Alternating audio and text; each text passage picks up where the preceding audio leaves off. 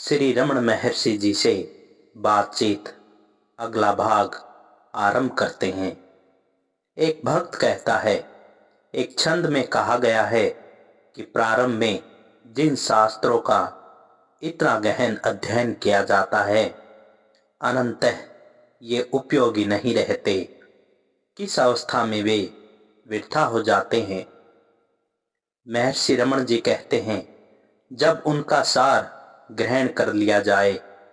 शास्त्रों का उपयोग यह है कि वे उच्चतर सत्ता के अस्तित्व का तथा उसे प्राप्त करने का मार्ग प्रकट कर दें। उनका सार केवल इतना ही है। जब यह आत्मसात हो जाए तब शेष वृथा है। किंतु शास्त्र बहुत बड़े ग्रंथ हैं तथा साधक के विकास के अनुकूल असंत उपयोगी हैं। ज्यों ज्यों साधक विकास को प्राप्त होता है, पूर्व में उपयोग किए गए अंशों को आरोहण कर ले गई सीढ़ियों के समान पाता है तथा इस प्रकार चढ़ी जा चुकी सीढ़ियां पूर्ण सफलता की स्थिति तक कर्मानुसार पूर्व पक्ष बनकर रह जाती हैं। लक्ष्य प्राप्ति के उपरांत केवल वही रह जाता है, से सब वृथा हो जाता है। इस प्रकार शास्त्र वृथा हो जाते हैं। हम कितना अधिक पढ़ते हैं, क्या उस सब को जो हमने पढ़ा है हम स्मरण रख पाते हैं? पर क्या हम उसके सारांश को भूल जाते हैं? मन सार को पचा लेता है, शेष भुला देता है। शास्त्रों के साथ भी ऐसा ही है। वास्तविकता यह है कि मानव स्वयं को सीमित मानकर ही कष्ट उत्पन्न कर लेता है। यही भूल है। वह स्वयं ही इसको देख सकता है। सुषुप्ति में कोई संसार नहीं था, न अहम भाव और न कष्ट था। इस आनंद युक्त स्थिति से कोई वस्तु जागकर कहती है मैं। उस अहम भाव को संसार भासित होने लगता है। जगत में स्वयं अणुतुल्य होने पर भी वह अधिक की इच्छा करता है और कठिनाइयों में फंस जाता है। अहम भाव के उदय से पूर्व वह कितना सुखी था।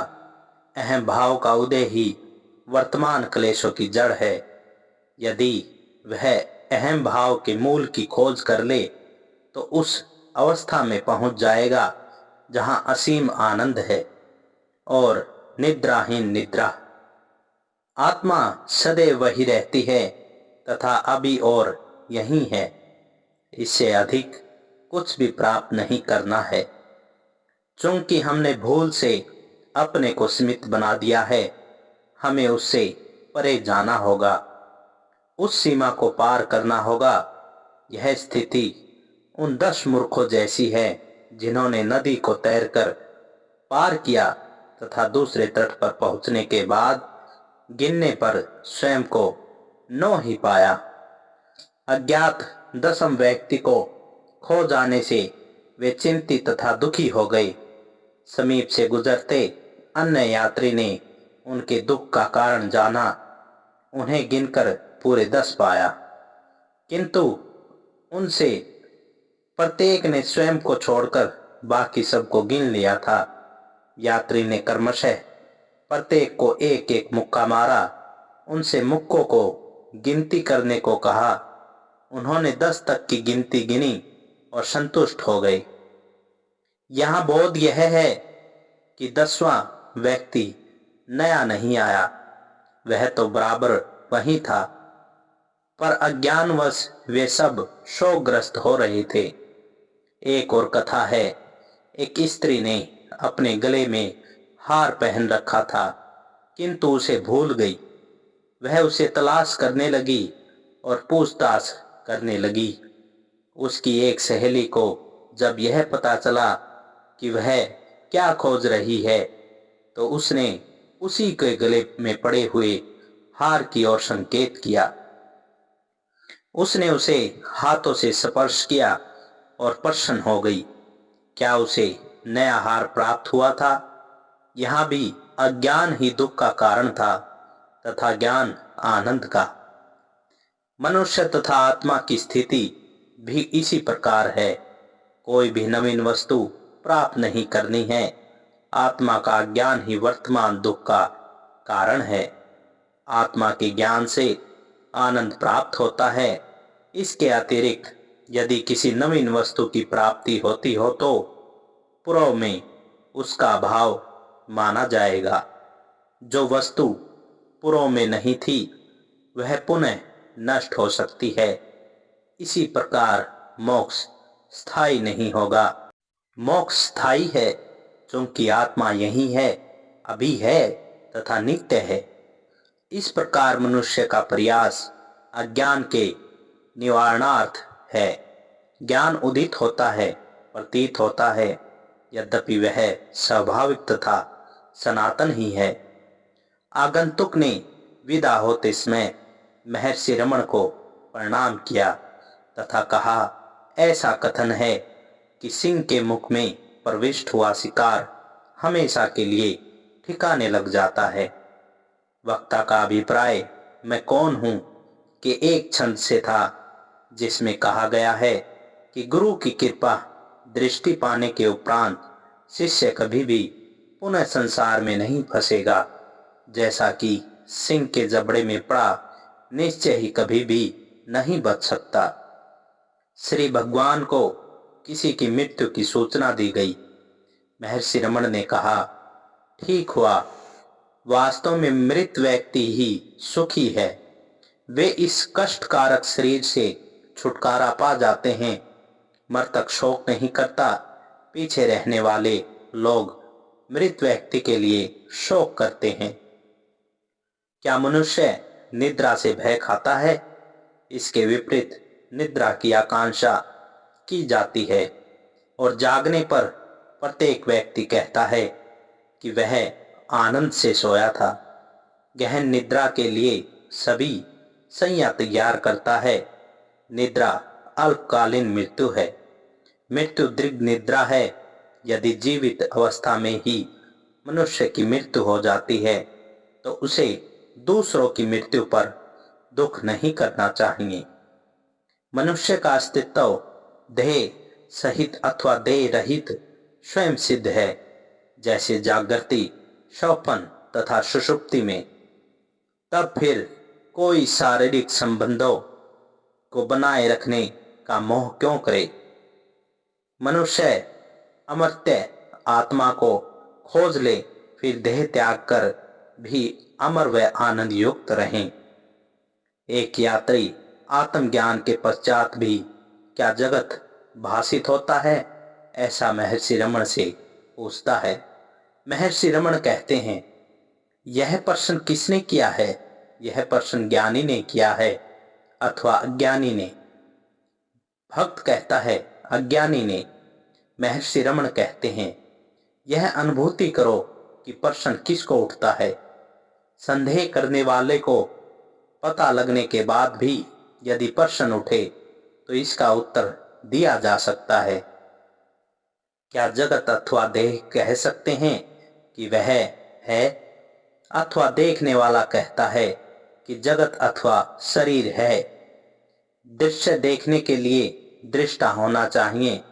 पहले देखने वाले को ढूंढो, बाद में क्या होने वाला है उसकी अभी चिंता क्यों? श्री भगवान ने फिर कहा, क्या इससे कोई अंतर पड़ता है कि जगत भासित होता है अथवा भासित नहीं होता है? क्या जगत के अभी भासित होने से तुम्हारी कोई हानि हो गई, अथवा जब तुम्हें गहन निद्रा में संसार भासित नहीं होता था तब क्या तुम्हें कुछ प्राप्ति हो गई थी? संसार भासित होता है अथवा भासित नहीं होता, इसका कोई महत्व नहीं। अज्ञानी पुरुष ज्ञानी को कर्मरत देखकर भ्रमित हो जाता है। जगत दोनों को भासता है किंतु उनका दृष्टिकोण भिन्न है। चित्रपट का उदाहरण लो। पट पर चित्र चलते रहते हैं, जाकर उन्हें पकड़ो। तुमने क्या पकड़ा? केवल पर्दा ही। चित्रों को समाप्त हो जाने दो, तब क्या बचता है? फिर वही पर्दा। यहाँ भी ऐसा ही है। जबकि जगत भासित हो रहा है, यह देखो कि जगत किसे भासित हो रहा है। मैं के आधार को पकड़ो। आधार को पकड़ लेने के पश्चात जगत भासित होता है अथवा नहीं, इससे क्या अंतर पड़ता है? अज्ञानी जगत को सत्य मानता है, जबकि ज्ञानी इसे केवल आत्मा की अभिव्यक्ति मानता है। आत्मा अपने को व्यक्त करती है अथवा नहीं, इसका कोई महत्व नहीं। आश्रम में एक पत्र आया था जिसमें स्मृति, निद्रा तथा मृत्यु के संबंधित कुछ वित्तापूर्ण प्रश्न पूछे गए थे। पहले देखने में प्रश्न तर्कयुक्त प्रतीत हुए, किंतु उत्तर देने में कठिन लगे। किंतु महर्षि रमण के समक्ष उस विषय को रखने पर उन्होंने बहुत ही सुंदर ढंग से उलझन को सुलझाकर बताया कि सत्य मैं को असल मैं से पृथक न करने से ही यह सब भ्रम उत्पन्न हुआ है। विशेषण तथा वृत्तियां असत मैं की है, सत्य मैं की नहीं। मनुष्य के प्रयास का उद्देश्य अपने अज्ञान का निवारण ही है। बाद में वे समाप्त हो जाते हैं और वास्तविक आत्म सत्ता वहां सदैव ही रहती है। आत्म भाव से रहने के लिए किसी प्रयास की आवश्यकता नहीं है। एक यात्री दक्षिण रेलवे के श्री KSN अय्यर ने कहा, मेरी ध्यान अवस्था में तनिक सा विश्रांति स्थल आता है। जब मैं अपने आप से प्रश्न करता हूं कि मैं कौन हूं, तो मेरा तर्क इस प्रकार चलता है। मैं अपने हाथ को देखता हूं, इसे कौन देखता है? मेरी आंख। आंख को किस प्रकार देखूं? एक शीशे में। इसी प्रकार स्वयं को देखने के लिए भी शीशा अवश्य ही होना चाहिए। मेरा प्रश्न है, मुझमें शीशे का स्थान कौन उपलब्ध कराएगा? महर्षि रमण कहते हैं, तब तुम यह प्रश्न क्यों करते हो कि मैं कौन हूं? तुम ऐसा क्यों कहते हो कि तुम दुखी होते हो इत्यादि? तुम शांत भी रह सकते थे। तुम अपनी आत्मा शांति से बाहर क्यों आते हो? भक्त कहता है, इस प्रकार जिज्ञासा करने से मुझे एकाग्र होने में सहायता मिलती है। क्या एकाग्रता की एकमात्र लाभ है? महर्षि रमण कहते हैं, इससे अधिक तुम क्या चाहते हो? एकाग्रता ही मुख्य वस्तु है। तुमको अपनी शांति से बाहर क्यों आना पड़ता है? भक्त कहता है, क्योंकि मैं बाहर खींचा जाता हूं। महर्षि रमण, मैं कौन हूं का तात्पर्य है मैं के स्रोत की खोज करना।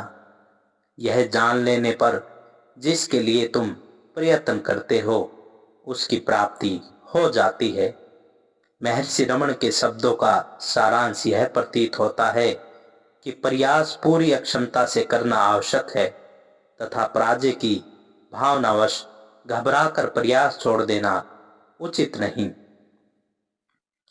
मध्यम वय के गौर वर्ण शांत व्यक्तित्व वाले विख्यात प्राध्यापक डॉक्टर राधा कमल मुखर्जी योग अथवा ध्यान का अभ्यास करते हैं। अनेक अलौकिक अनुभव कर चुके हैं। महर्षि से उन रहस्यों का समाधान करा चाहते हैं। उन्होंने एक पुस्तक भी लिखी है जिसका प्रकाशन messrs Longman green and company London से करा चुके हैं। आत्मज्ञान की प्राप्ति उन्हें कठिन प्रतीत होती है तथा महर्षि रमण की सहायता चाहते हैं।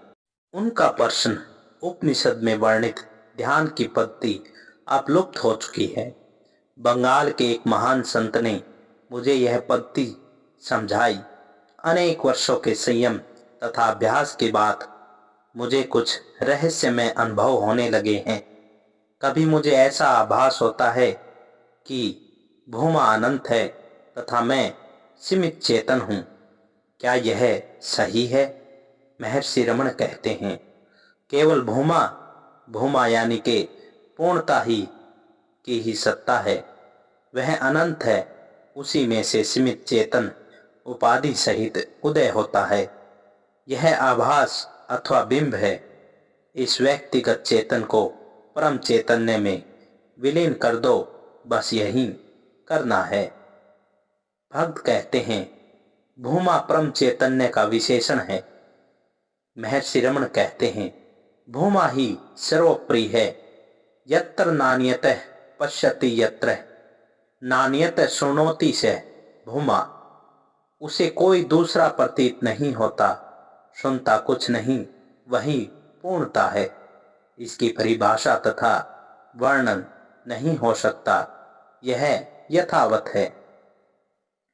एक भक्त कहता है, एक परिमितता का अनुभव होता है, कदाचित यह भूमा से तनिक नीचे किंतु उसके निकट है।